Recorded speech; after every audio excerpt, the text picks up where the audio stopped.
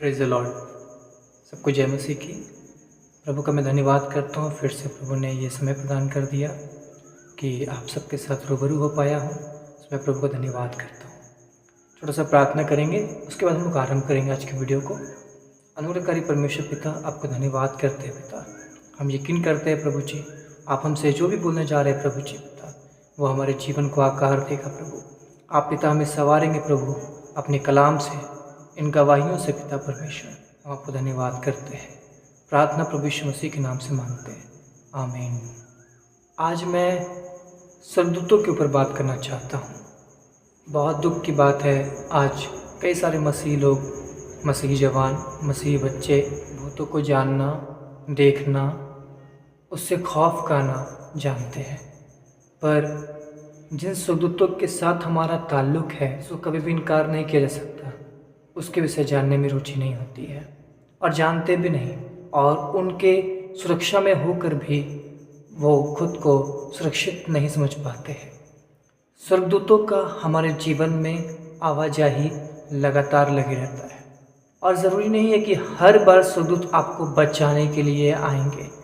कई बार स्वर्गदूत आपको परखने के लिए परमेश्वर की अनुमति से भी आते हैं।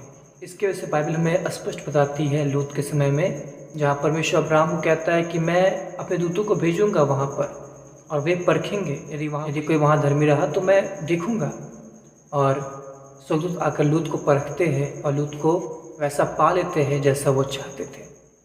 मैं एक वचन को पढ़ना चाहता हूँ, उसके बाद हम लोग आरंभ करेंगे। इब्रानियों उसका 13 अध्याय, उसका 2 पद को मैं पढ़ रहा हूँ। अतिथि सत्कार करना ना भूलना, क्योंकि इसके द्वारा कुछ लोगों ने अनजाने में स्वर्गदूतों का आदर सत्कार किया है।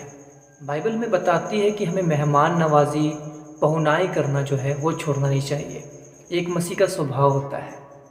आज अंतिम दिनों में जो कठिन समय आएंगे, पौलुस कहता है, आज हम लोग उसको देख पा रहे हैं कि आज मसीहों में स्वार्थ आ गया है। प्रभु ने कहा लेने से देना धन्य है, आज देने से लेना धन्य हो गया है बहुतों के जीवन में।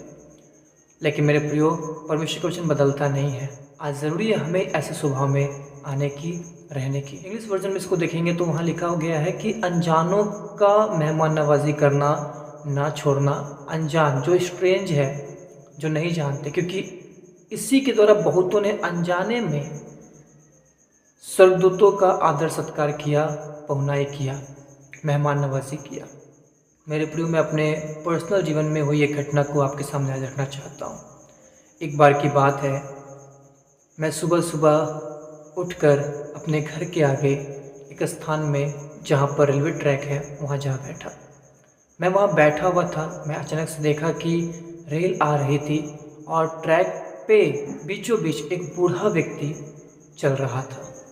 मैं देख रहा हूँ कि ट्रेन हॉर्न बजा रही है, पर वो हट नहीं रहा है, और मैं सोच रहा हूँ कि हट जाएगा, पर होते होते ट्रेन जो है वो करीब आ गई। और बिल्कुल जब ट्रेन करीब आ गई तो वो ट्रैक से बाहर आया, पर डेंजर जोन से वो बाहर नहीं आ पाया। और हुआ ये कि मेरे देखते देखते ही ट्रेन ने आकर उसको एक जोर का झटका मारा, जिसके कारण से क्या हुआ कि वो सामने में लगे पोल से टकराया और बहुत ही तेज़ी से वो फेंका गया। त्यों ही मैं बहुत ज़ोर से दौड़ा, मैं गया उसके पास। कई लोगों ने भीड़ लगा दिया।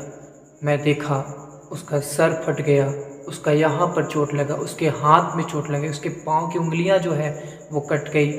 इस प्रकार से वो बहुत घायल हो गया।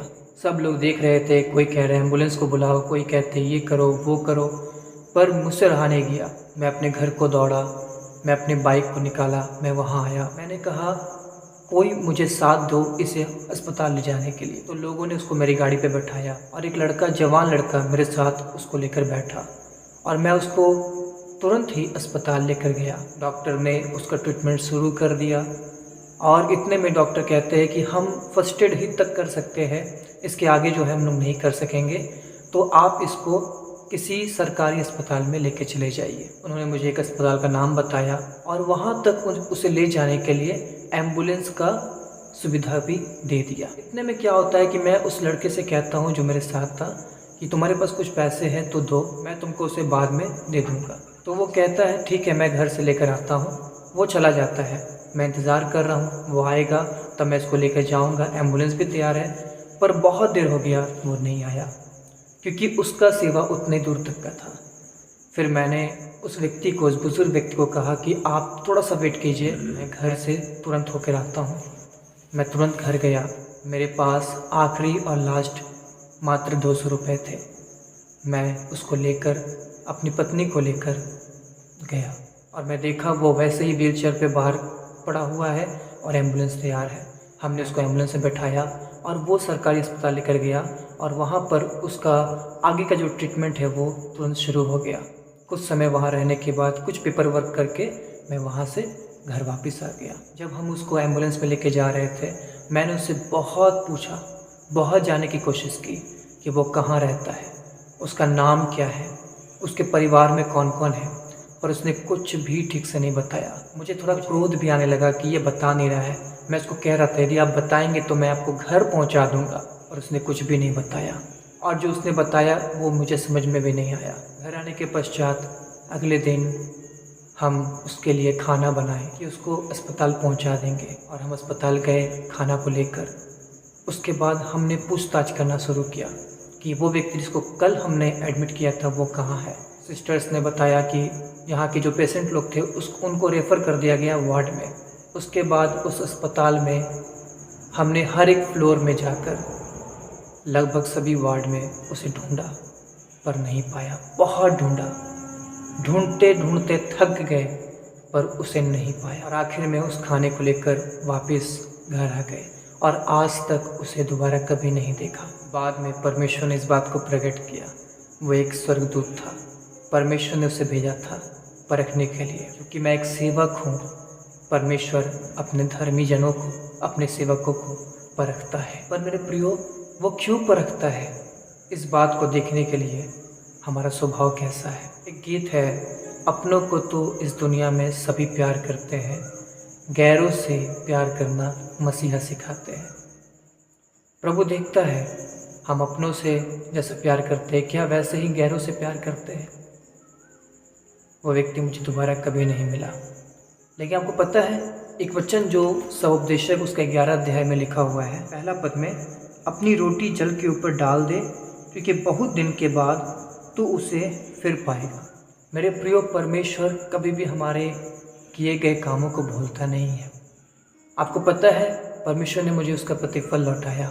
हम सबको परमेश्वर हमारे कामों का अज्र देता है। कुछ लोग उसे समझ पाते हैं, कुछ लोग नहीं समझ पाते हैं, पर पवित्र आत्मा ने मुझे समझाया। एक बार की बात है, हम लोग अपने सेवा कार्य के दौर में बहुत अधिक फाइनेंशियली स्ट्रगल कर रहे थे, और उसी दौरान 3 दिन का एक प्रोग्राम हुआ। परमेश्वर के दास वहाँ आए हुए थे।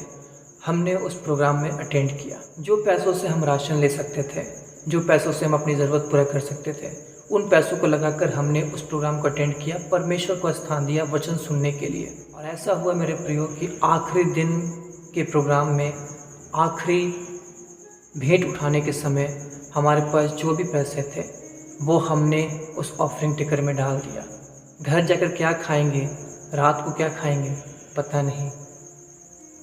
हम आपस में बातें कर रहे हैं क्या खाएंगे, पर फिर भी विश्वास से उन पैसों को परमेश्वर की झोली में डाल दिया।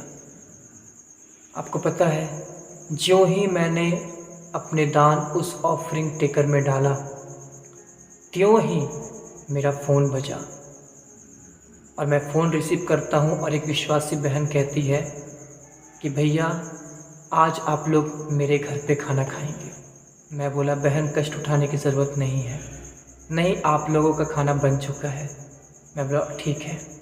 फिर हम वहाँ गए और बहुत उत्तम पदार्थ परमेश्वर ने खिलाया। आपको पता है हमारे भंडार खाली हो गए थे, पर परमेश्वर ने हमारे पेट को खाली नहीं होने दिया।